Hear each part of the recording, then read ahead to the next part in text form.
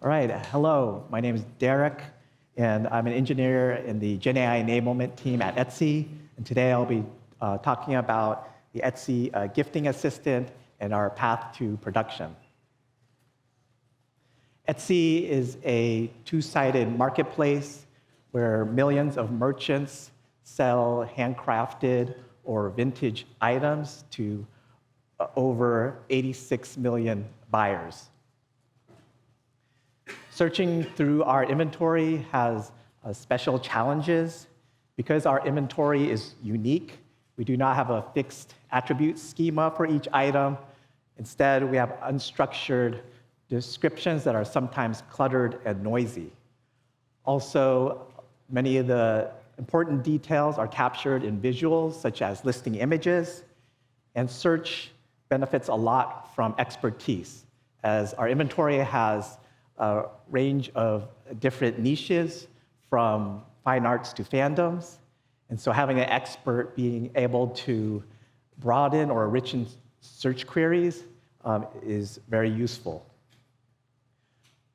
For these reasons, we believe that an agent would be very advantageous for conversational search. In particular, we wanted to focus on gifting. As we know, gifting is a fuzzy process where we may know which recipient we want to give a gift to, but we may not have a particular idea of what to give. So the idea is that our agent would pair with the shopper and collaboratively and iteratively refine a set of recommendations to find that perfect gift. So we developed this agent and released it in beta in production. And what we found was that it returns high-quality search results with a relatively thin harness, which we'll talk about in a second. It also results in relatively high purchase rates in our limited release. So today I'm going to go into the nuts and bolts of how we built this agent, focusing on engineering, evaluation, and deployment.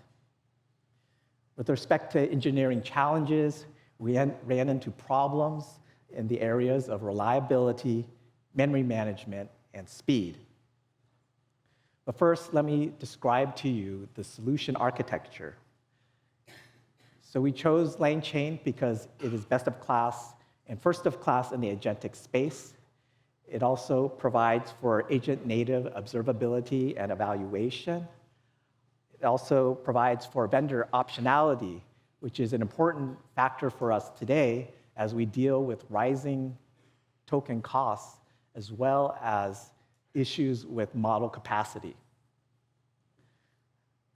In terms of engineering design, we wanted to start as simple as possible and only add complexity when justified. So we started with a LangChain v1 React agent, which was a nice combination of and balance of abstraction and control. For long-term memory of our recipients, we use a Postgres key value store. So let's zoom in on this React agent. So given a request, the model will decide which tools to invoke, and after invocation, it will reason about the results, and then either continue with the tool calling loop or return a curated list of listing recommendations. So there are 2 points of customization. One is the middleware, the other are the tools themselves.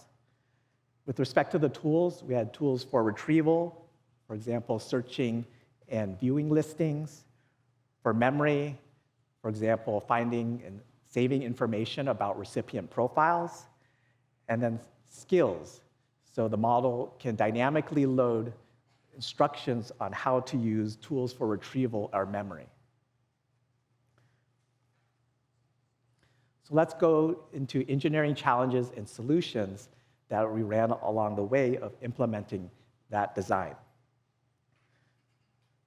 So one of the early problems we ran into was repeated tool calls by the model for the same specific tool. We call this spin. So our solution was to create middleware that has some matching condition, in this case, repeated tool calls, and then intervenes at different levels of degree depending on the severity of the problem. So in this particular example, we see the model has repeated tool calls to search listings.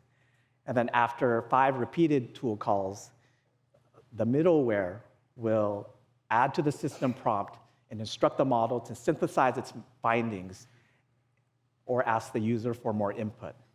Then after 10 repeated tool calls, the middleware will raise an error and ask the user to try again.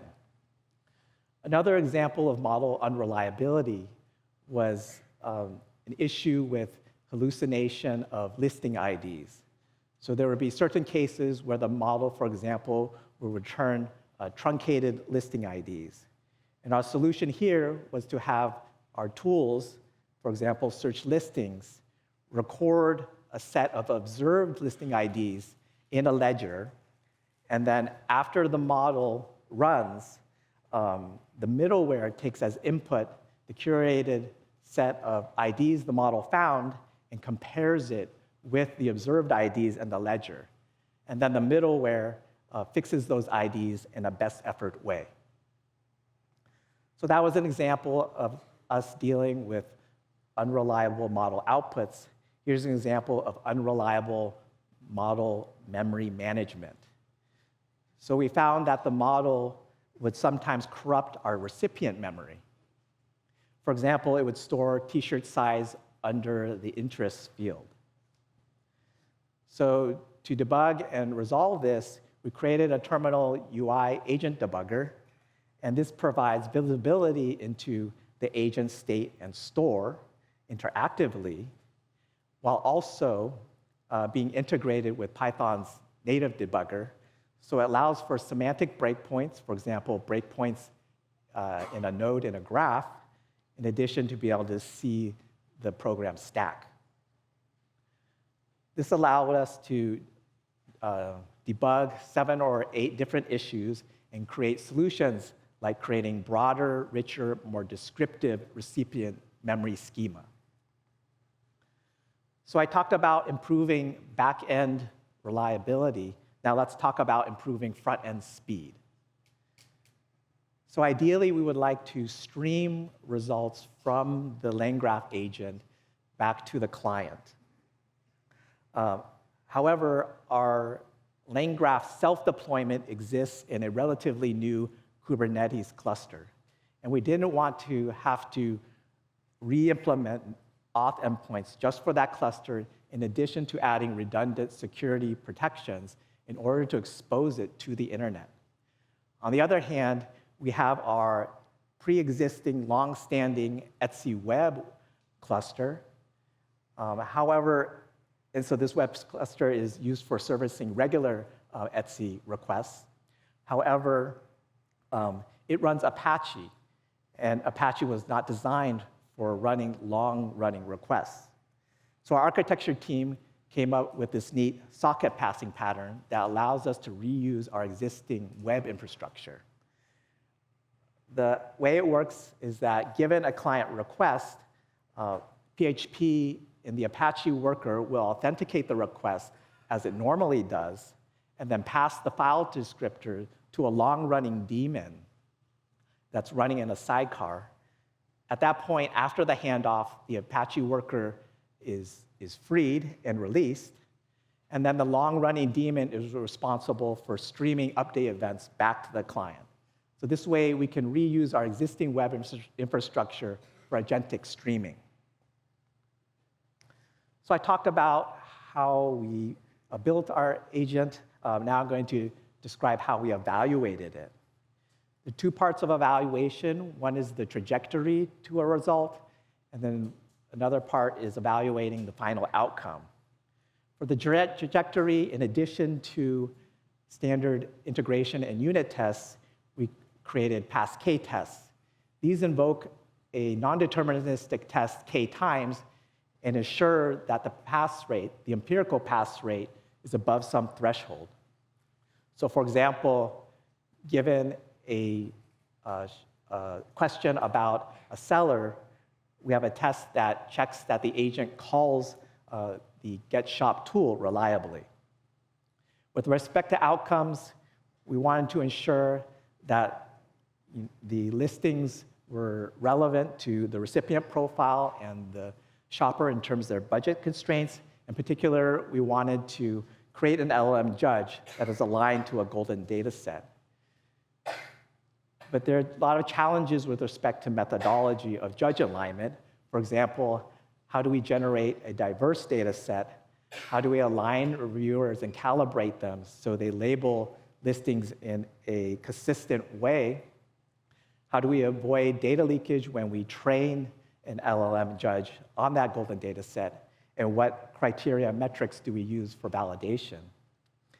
Ideally, we would have opinionated tooling that operationalizes this entire methodology so that this can be used by all engineers, including ML nascent product engineers. So we created an Agents CLI that leverages the LangSmith APIs for streamlining this entire evaluation workflow. And this can be used by both engineers and also agents. So let me talk to you about each stage of this workflow and the tools that we developed along the way. So we created a Agents batch CLI to run multi-user simulation in order to generate this data set. This can be used not only for data set generation, but also batch generation, for example, running an agent across our entire inventory, or for load testing to productionize an agent. The way it works is that we have a batch of parallel and distributed workers that send requests to the agent as a service in LangSmith deployments. And that same service can meet both real-time and batch requests. So this way, there's no risk in offline versus online drift. We have consistent governance and observability with LangSmith, and we avoid any redundant boiler code following the dry principle because we can use the same framework for any use case and any agent. So once we generated that data set, we had our merchant team label listing relevance of each example. So here it's really important to calibrate your reviewers so they label consistently. One suggestion is to use statistics like Cohen's kappa to measure alignment, discounting alignment by chance, which is especially important if the distribution of samples across your classes is very skewed. Then we created train, validation, and test splits in LangSmith using industry best practices for LLM prompt optimization, such as 20-40-40. We had a tool for alignment of the judge to that golden data set using automated prompt optimization techniques, such as JEPA, which use an LLM to reflect on the judge's errors and then adjust the prompt accordingly. This alignment tool outputs standard metrics related to precision and recall.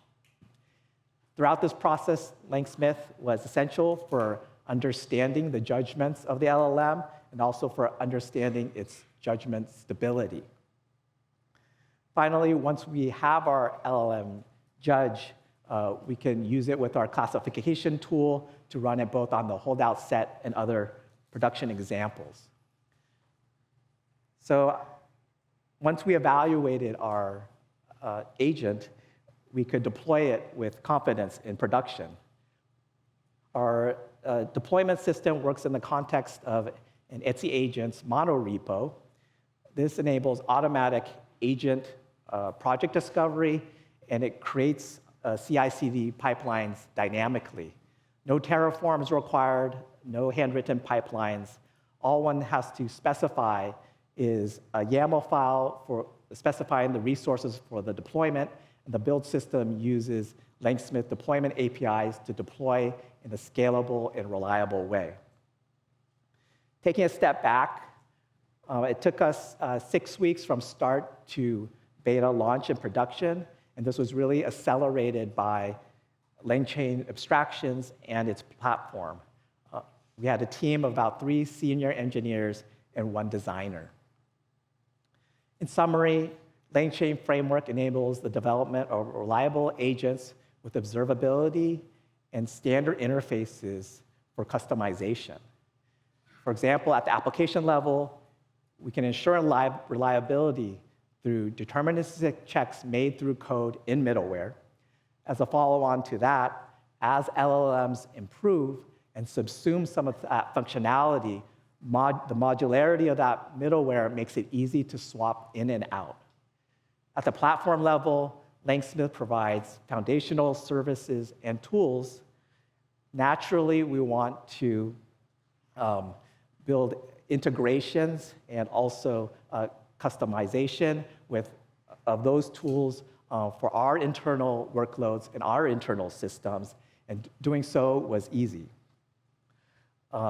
Finally, as a platform engineer integrated with a product team and co-developing this agent, it was a very effective way of defining requirements for integration and platform development.